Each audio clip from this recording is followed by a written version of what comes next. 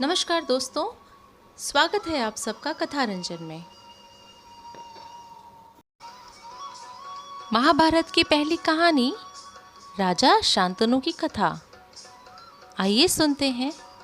इसके पहले एक छोटी सी विनती, चैनल को सब्सक्राइब करना ना भूलें।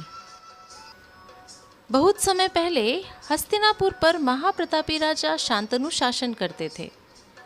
वे कुरु वंश के वंशज थे। उनके राज्य में सुख समृद्धि व खुशहाली थी।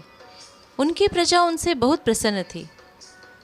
एक दिन वे गंगा नदी के किनारे स्थित एक जंगल में शिकार करने गए। लौटते हुए उन्होंने गंगा नदी के पास आराम करने के लिए अपना रथ रोक लिया। शांतनु एक पेड़ के नीचे बैठकर अस्त होते हुए सूर्य को निहार रहे थे कि तभी उनकी नज़र एक असाधारण सुंदर युवती पर पड़ी, जो नदी की लहरों के साथ साथ चल रही थी। लहरों पर खड़ी वह एक जलपरी की तरह लग रही थी। उसके अप्रतिम सौंदर्य से आकर्षित होकर शांतनु उसके पास जा पहुँचे और बहुत ही शालीनता से बोले, सुंदरी, क्या मैं जान सकता हूँ कि तुम कौन हो? तुम यहाँ एकांत में क्या कर रही हो? युवती ने उत्तर दिया, आप मुझसे यह प्रश्न क्यों पूछ रहे हैं?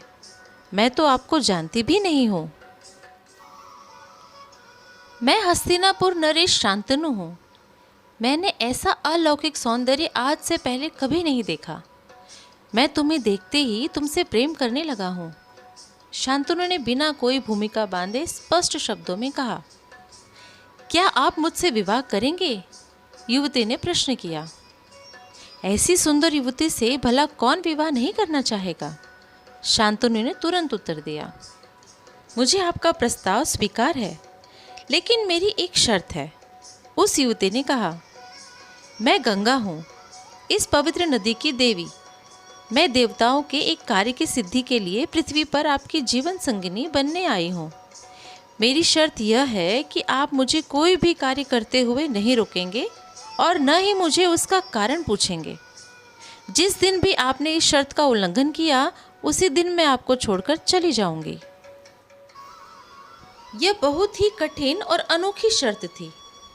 एक बार तो इसे सुनकर राजा शांतनु सकते में आ गए, लेकिन वे गंगा पर अत्यधिक आसक्त थे और उससे हर कीमत पर विवाह करना चाहते थे। इसलिए उन्होंने ज़्यादा सोच विचार नहीं किया और उसकी शर्त स्वीकार कर ली। राजा शांतनु गंगा से गंधर्व विवाह कर उसे महल में ले आए। कुछ समय बाद रानी ने एक बेटे को जन्म दिया। यह शुभ समाचार सुनकर राजा की खुशी की सीमा नहीं रही। राजा दौड़ते हुए रानी के कक्ष की ओर जा रहे थे कि उन्होंने देखा रानी शिशु को उठाए गंगा नदी की ओर जा रही हैं। राजा चुपचाप उसके पीछे हो लिए। उन्होंने देखा कि रानी ने बेटे को गंगा में बहा दिया है। फिर वे महल लौट आई। गंगा का ऐसा क्रूर कर्म देखकर राजा को बहुत दुख हुआ, लेकिन वे शर्त में बंधे थे, इसलिए मौन रहे। इसी तरह रानी ने एक के बाद एक अपने 7 बेटे गंगा में बहा दिए। जब 8वें बेटे को लेकर जाने लगी तो राजा से रहा नहीं गया। उन्होंने गंगा को रोकते हुए कहा, तुम कैसी माँ हो? अपने ही हाथों से अपनी संतानों को मार देती हो। क्या मैं जान सकता हूँ कि तुम ऐसा घृणित कार्य क्यों करती हो? तुम्हें यह घृणित कार्य करते हुए शर्म नहीं आती? राजा का प्रश्न सुनकर गंगा रुक गई। उन्होंने कहा, ठीक है राजन, मैं इस बालक को नहीं बहाती। यह आपका उत्तराधिकारी बनेगा।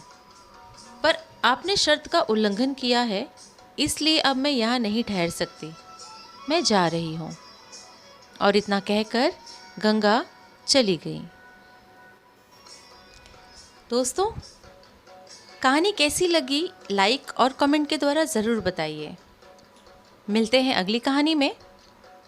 जय श्री कृष्णा।